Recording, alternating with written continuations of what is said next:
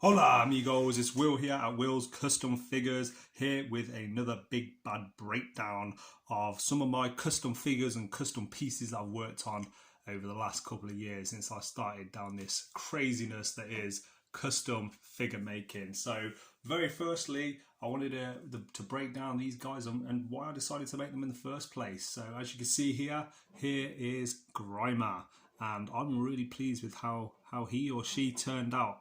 Absolutely buzzing with the paintwork and the details on there. I'll break that down in a minute. And here is Muk, for you guys who aren't familiar with Pokemon. They're two pretty low level basic guys that you'd find quite early on in the games.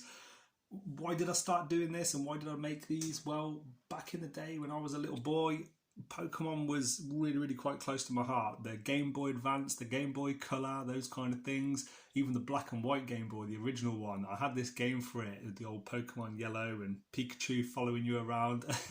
I absolutely love this pair. I think they were, the poison ones, and they sort of stood out to me as a little boy as quite interesting and unique designs.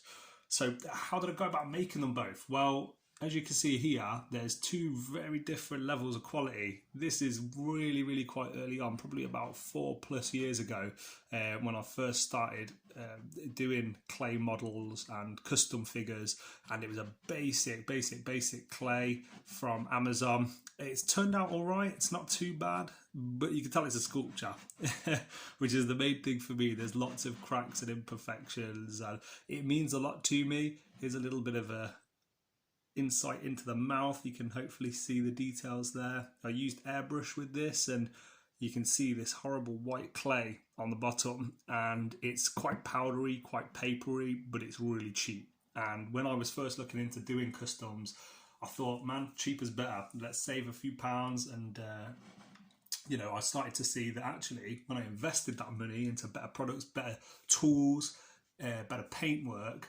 the results really did pay off. So this is very cheap clay, and as you can see here with Grimer, this is a little bit more expensive clay. This is the normal clay that I use, and I'll talk about quite a lot, the Super Sculpey Polymer clay. It was a beige one, which I started out with, and I used the Vallejo paints on this to get a nice finish. Also, I glossed this one using a varnish gloss, which has turned out really quite nice. I'll give you a bit of a close-up.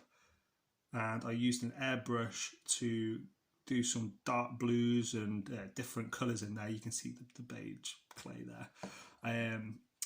So just to give you a little bit more detail on these two, time-wise, they probably took me anywhere between 2 to 3 hours a piece.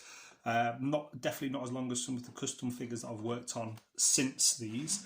I've spent many hours working on some of the other ones that I'll be featuring very soon.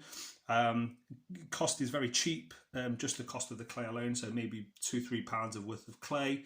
Height wise, here's a bit of a comparison to the Pikachu that I recently featured.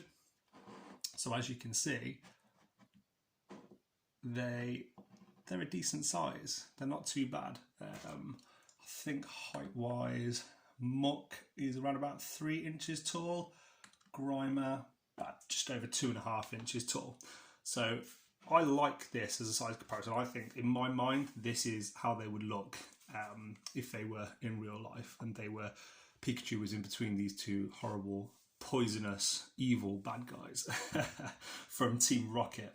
So no articulation, as they are just indeed sculptures, and the history for me behind these guys, being a part of Team Rocket, was what was most important. I absolutely love all of the evil and the bad Pokemon and the bad characters over the years, whether it's professional wrestling, whether it's Marvel, DC. The bad guys are really what does it for me, and I don't know if that's because me deep down, maybe I wanted to be a bit of a super villain rather than a superhero as a little boy. Reflections just on the last few little minutes here I'll be spending with you guys. These two, very important in my journey to becoming a customizer. The quality of the results, I'll just go free cam now. Quality in how they've turned out is really evident. You can see from the details that are on Grimer versus Muk, Grimer was probably 2 or 3 years, oh, earthquake on the camera there, Grimer was probably made 2 or 3 years after Muk, and you can just tell the level of detail, the quality of the work that's there, the paint work and the finish at the very end are just two separate worlds. I really hope you've liked this video, guys. If you have any questions, please pop them in the comment section below. Sorry for the shoddy camera work. I am working to make these videos a little bit more interactive and a little bit higher quality. So please comment, like, subscribe, follow me on Instagram and Facebook. I hope you like this YouTube video and I look forward to seeing you on the next one. Take it easy and thank you again for watching.